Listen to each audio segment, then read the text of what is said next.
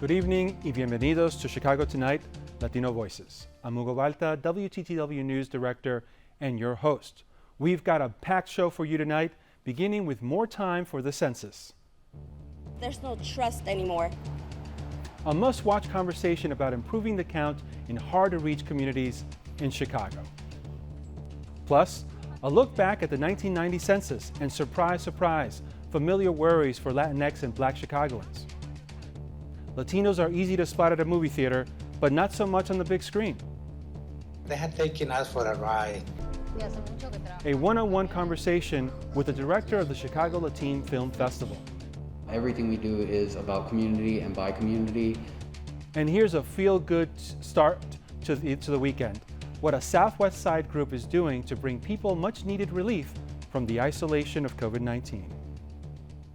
We begin this week with stories making headlines. Would-be marijuana dispensaries are getting a second chance at their application for a state license. Governor Pritzker has paused the lottery that would have this month after an outcry over the state's process for getting into the lottery. Unsuccessful applicants will now be notified of when and how they missed out on points that would have gotten them into the lottery, and they'll be given the chance to submit more information. Advocates say the change is a step in the right direction, but more can be done. We would like the state to agree to implement a cannabis community council or board created for the Black and brown stakeholders that are in this process, for building true equity in this industry.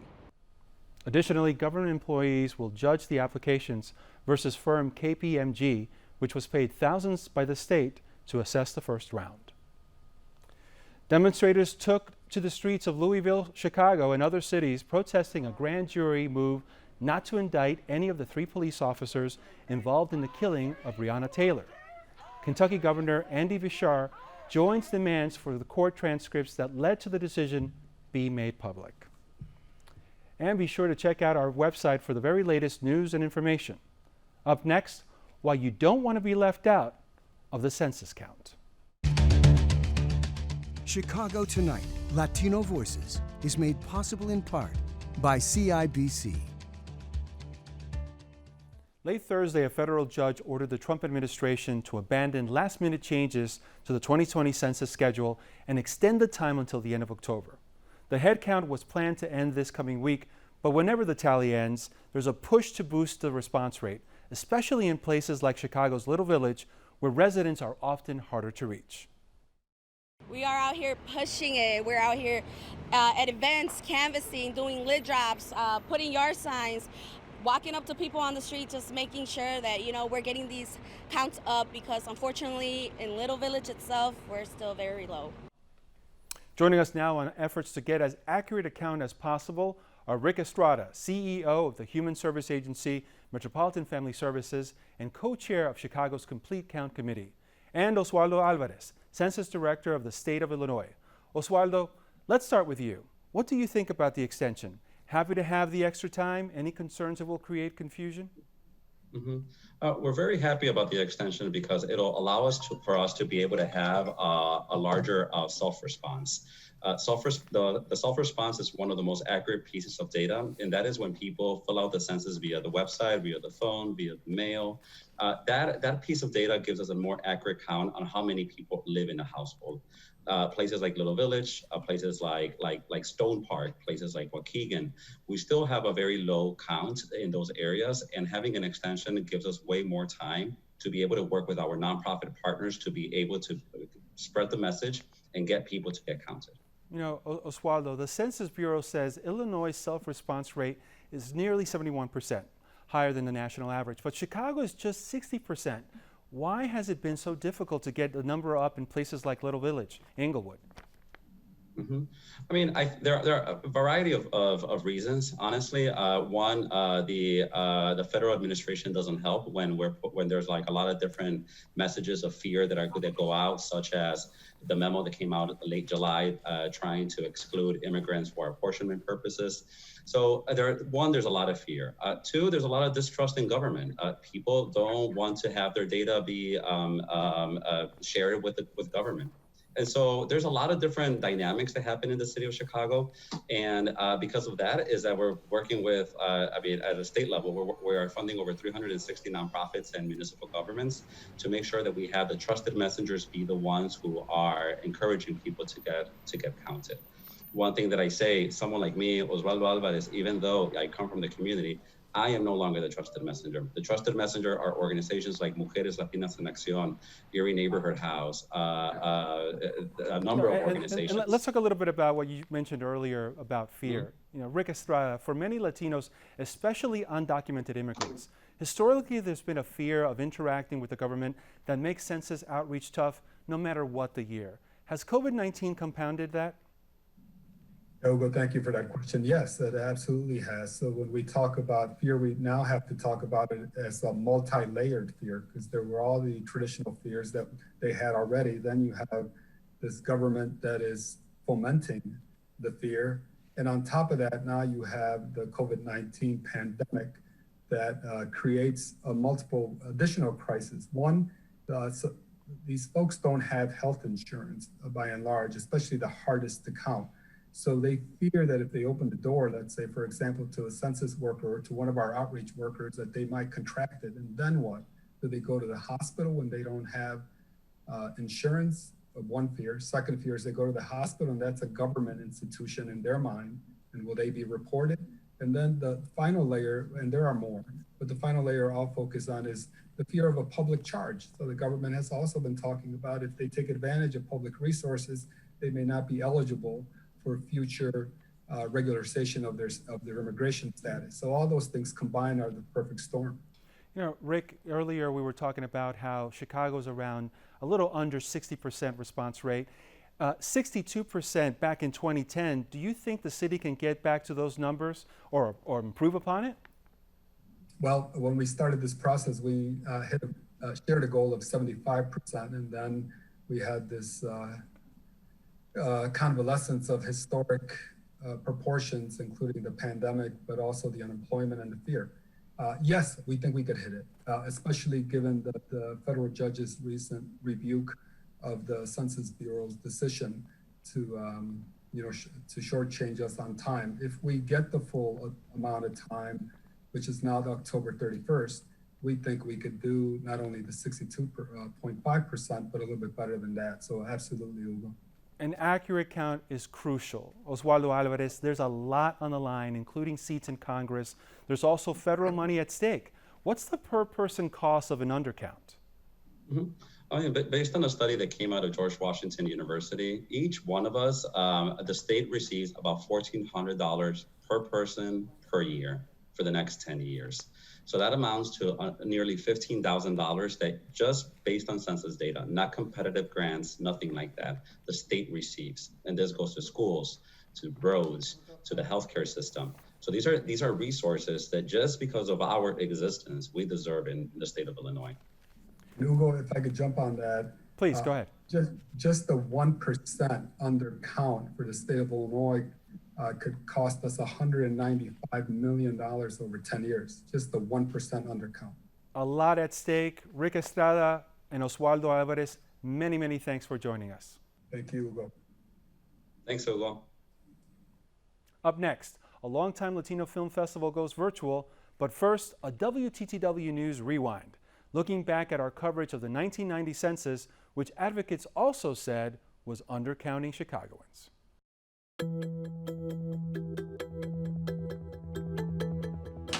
The 200th census of the United States, the process by which the federal government tries to count its people, ended in most cities, including Chicago, last Thursday. It ended late, millions of dollars over budget, and amidst criticism that many people, especially minorities and inner-city residents, have been missed. We know that a lot of our households did not receive forms to begin with. Not only did they not receive forms, but in the instances when they did receive forms, it was difficult to get one in Spanish if that was the need. We have procedures in place that will produce a very accurate count in the city of Chicago. I believe that it will be a count that will improve our coverage of minorities and poor people in the city as well. 4 months ago, the Census Bureau launched a major program to get people to mail back completed forms. And Black, Asian, and Hispanic community leaders say the program seems to have worked. Participe en el censo. Esta es la nuestra. They say despite the overall low rate of returns, minorities who did receive census forms made great efforts to complete them. The 36th annual Chicago Latino Film Festival wraps up tomorrow. It's the festival's first time going all virtual. Despite the challenges of COVID-19, the festival brought together 44 features and 38 short films from across the world. Joining us to discuss this year's festival and the importance of Latinos in film is Pepe Vargas, founder of the Chicago Latino Film Festival and the International Latino Cultural Center of Chicago. Muy buenas tardes, Pepe, ¿cómo estás? Muy bien, good to be here. Thank you. Thank you for the invitation. Now, this year's festival was postponed, then it went virtual. Why was it so important to you to make sure it went forward? I mean, we never thought about canceling the festival. Postponed because of the conditions. And also, firstly, we had to make sure that we are in a good shape as health is concerned, but also following government regulations. But we never thought about canceling, so we postponed and look for the first opportunity to go back to the theaters. Such an opportunity did not arrive, and summer pretty much went off. And then we had to really do what we can. And at this time, the only thing possible is go virtual. And that is what we had been doing. And look, safety first, of course. Now, we're in the final weekend of the festival. One of the films is El Hombre del Futuro, about an aging truck driver reconnecting with his daughter. Let's take a look. Este va a ser tu último viaje. Es que te voy a tener que echar, jubilar. Estoy chata, pueblo culiao atrapante. ¿Qué pasó? ¿Tú sabes que mi papá anda por acá? ¿No pensaste que quería verlo? ¿Por qué siempre me estás escondiendo todo? Si te vas y no vaya a volver ya. ¿Para dónde va?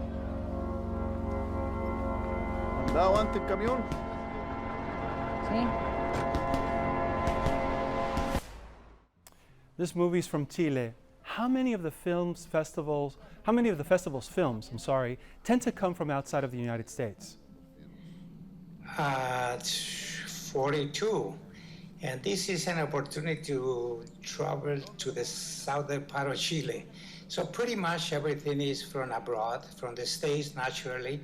We do not put aside the Latino filmmaking experience. We have one from Chicago and then 2 more from the States. The rest is Spain, Portugal, and absolutely every one of our countries in Latin America and the Caribbean. Let's talk a little bit now about Hollywood. Are Latinos well represented in mainstream films, in front of and behind the camera? Absolutely not. No. No. Now, I wanted to give an example, of a most recent example of a Latino story crossing over to mainstream. It was the 2017 Disney Pixar movie Coco, which told a story tied to El Día de los Muertos and a child's relationship with his aging grandmother. It was loved by moviegoers and critics alike, even winning Oscars, including the original song. Here's a clip.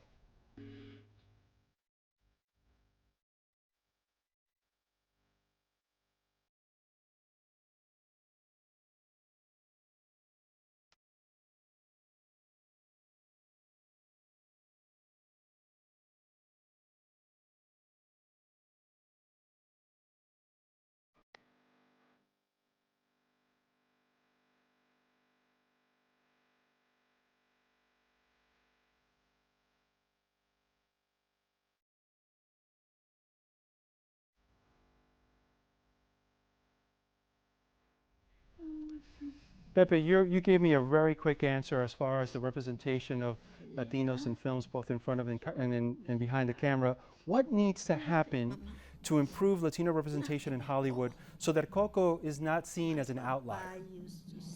I mean, Coco is a phenomenal film. We actually made history with that. We had 19,000 people watching that in the Millennium Park. What is to happen is basically that they are aware, they have taken us for a ride. Latinos are the ones who attend the most, meaning Hollywood is making tons of money. And they just think that we go and they do nothing for us because the Latinos in front of the camera or behind the camera, the percentage is lower than the Asian Americans. That is 7%, Latinos 5%. They had to be aware of this. And from our part, we had to advocate, we had to awaken people and really start claiming the right to let's do business together. Look for a win-win situation. You are making tons of money from the Latino community. Make some investment. Give opportunities to people who are very creative. The opportunities are limited to the genius. I mean, if you look at Cuarón and Guillermo del Toro, Iñárritu, and the two great Mexican cinematographers, but it's 5 people. Perhaps Garcia Marquezon, 6, half a dozen of thousands of people who are talented and could work either in front of the camera or behind the camera. That doesn't work because really we are not advocating, we are not making noise, we are not really making Hollywood being aware of that and certainly have a movement that forces Hollywood to do something. That is the state of the business, so they are really profiting without making an investment in the community. Certainly, U.S. Hispanics are more than 60 million in population with a purchasing power, to your point, driving the economy, certainly in Hollywood and mainstream films. Pepe Vargas, thank you very much for your time and your insights. Thank you, and look forward to seeing you in person at some point. Up next, how one group is using art to keep a community connected during the pandemic. But first, here's Brandis Friedman with a look at tomorrow evening's Chicago Tonight Black Voices. Ugo, we've got a packed show tomorrow. Black Chicago police officers tell us what their job is like right now. A visit to a family-owned record store that sells a bit of everything. And we remember the late Chicago Bears star, Gale Sayers. Join us tomorrow at 6 p.m. for Chicago Tonight Black Voices. The COVID-19 pandemic has shut us out of public spaces and gathering points, isolating many of us from their friends and neighborhoods. But as Chicago Tonight's Quinn Meyer shows us, one group on the Southwest Side is finding new ways to connect with and serve their community. This storefront building on 51st Street in Chicago's Gage Park neighborhood has sat vacant for years. This space has been empty, locked up for as long as I can remember. But that all changed in early September when the Gage Park Latinx Council, a community organization founded in 2018, moved in. The group was founded by Antonio Santos and twin sisters Samantha and Katia Martinez, all lifelong Gage Park residents. For the past few years, they've run a variety of arts and education programming for neighborhood kids and residents, and had long been looking for a space to organize out of. A space like this has never existed in Gage Park, so the space itself is revolutionary just by existing. So I think that the space is bringing hope for a lot of people.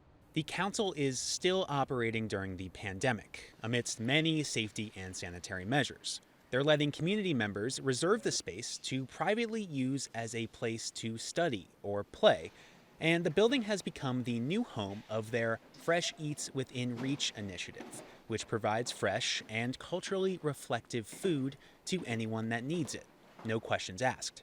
We live in a community that is 92% Latinx, and so we wanted to be able to provide fresh food, healthy food that we know our community is actively eating and that they would want to eat. The group is feeding 150 to 200 families every week, which they expect to continue through the end of the year. COVID-19 hasn't slowed down the council's arts programming either. This summer, the group led a month-long art class with neighborhood kids, mostly online due to the pandemic. When we were growing up in Gage Park, there wasn't a lot of programs centered on the arts. And so we wanted to include that in the work that we do at JPLXC, because we're hearing from families, that they need programming, that their youth are bored, especially right now, at home. The program culminated in the unveiling of a mural on 55th Street, just a few blocks south of the center. Kids got to design these hearts, which are now permanently fixed to the wall. For lead artist Mario Mena, the project was a chance to reconnect with the Gage Park community he grew up in. He says the mural was about creating a gateway to the neighborhood, a marker of the local culture. I don't think a lot of people know about Gage Park unless you're from the Southwest side. So we wanted to kind of like make our own landmark here and identify the neighborhood as with our culture, and being colorful, being lively, and not just any neighborhood like that you could just pass by. Group co-founder Antonio Santos says that footprint, like their new space on 51st Street, is key to building relationships and community, especially during COVID-19. Having physical space is the first step in creating community, where conversations can happen, where art can be created, where generations can mix. And during a pandemic, which is creating isolation, I think that this space is more necessary now than ever. For Chicago Tonight, I'm Quinn Myers. Oye, me quito el sombrero. Very well done. The council is planning 3 more murals around the neighborhood this fall as part of its Gage Park mural project and says to expect more next year. You can learn more about their work on our website. And now, some sad news to share. Longtime music educator Rita Simo has died. A native of the Dominican Republic, Simo founded the People's Music School in Uptown in 1976. The school has given free, high-quality music lessons to thousands of students over the years. In 2006, Simo told WTTW's Artbeat that she got the idea for the school when she was performing in New York City public schools as a student at Juilliard. I encounter a lot of people who say, oh, I would love to play. I wish I could afford it, but I can't afford it. And at the same time, in order to become an American citizen, I had to study American history and democracy. Oh, the word democracy was all over the place and everything. And, well, music education was not democratic. I mean, if you don't have money, you don't learn. So I began to talk about starting a school free of charge. And of course, people say, you're crazy. There is more to life than having food to eat and clothes to wear and a place to stay. But once you have those things, there is a spiritual dimension of the human person. I don't think that people that don't have any money should be deprived of that development. Rita Simo, an inspiration. She was 86 years old. Now, before we go, I'm happy to introduce to you a new segment called La Última Palabra, where we give a community thought leader the last word in our program. Let's hear from another educator on the unprecedented COVID-19 challenges facing Chicago's teachers and students. I'm Ray Salazar. I'm a teacher in the Chicago Public Schools, and I write about education and Latino issues at the White Rhino blog on chicagonow.com. My high school teaching career began here in my old neighborhood of Little Village over 20 years ago.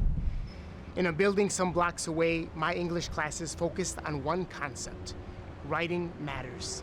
Students wrote about their lives and the social issues important to them. We put poems on the wall, but during the pandemic, my teaching focus changed from knowing what matters to asking what matters. Our students' experiences matter. So as teachers, we need to be open to learning about our students as people on our students' terms, not ours.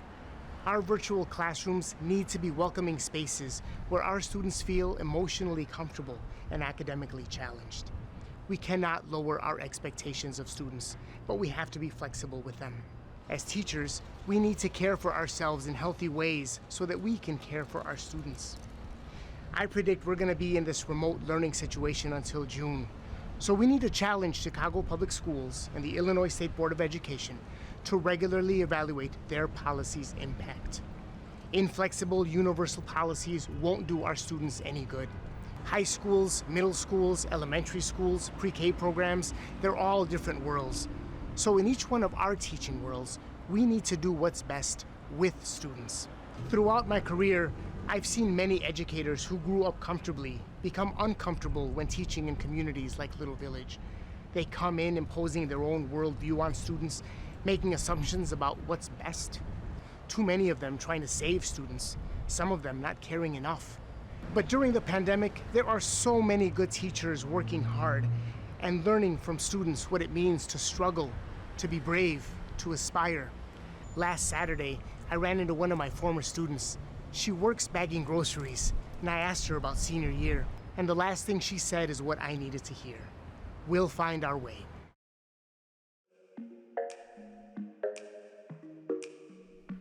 Y eso fue la última palabra, which means that's it for this week's show.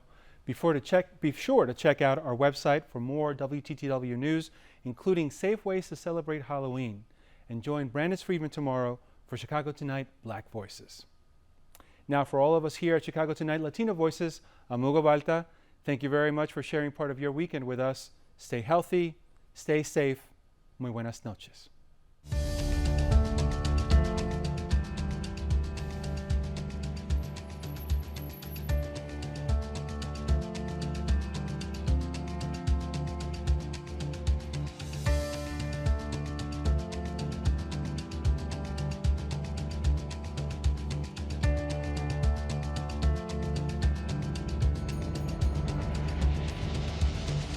Closed captioning is made possible by Robert A. Clifford and Clifford Law Offices, a Chicago personal injury and wrongful death firm named by elite lawyers as the top aviation firm in the country in 2020.